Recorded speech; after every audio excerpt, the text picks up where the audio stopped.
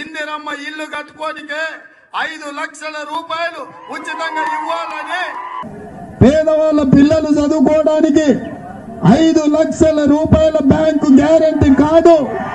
15,000 రూపాయలు నువ్వు 10,000 బిచ్చమేస్తే మేము ఆత్మగౌరవం నిలబెట్టడానికి 15,000 రూపాయలు ఇస్తున్నాం.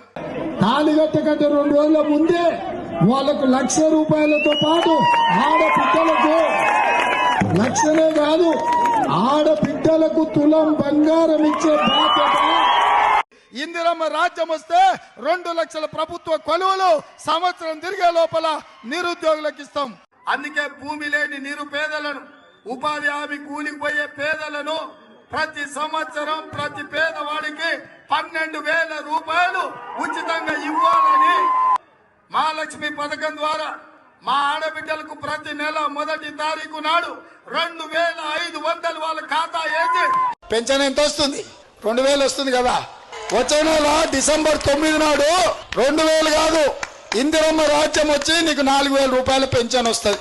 విద్యార్థులు 10వ తరగతి పాస్ అయితే 10,000 రూపాయల నగదు, గ్రాడ్యుయేట్ పూర్తి చేస్తే 25,000 రూపాయల నగదు, పోస్ట్ గ్రాడ్యుయేషన్ పూర్తి చేస్తే 1,00,000 రూపాయల నగదు అందజేత. నిరుద్యోగ యువకులకు ప్రతి నెల 4,000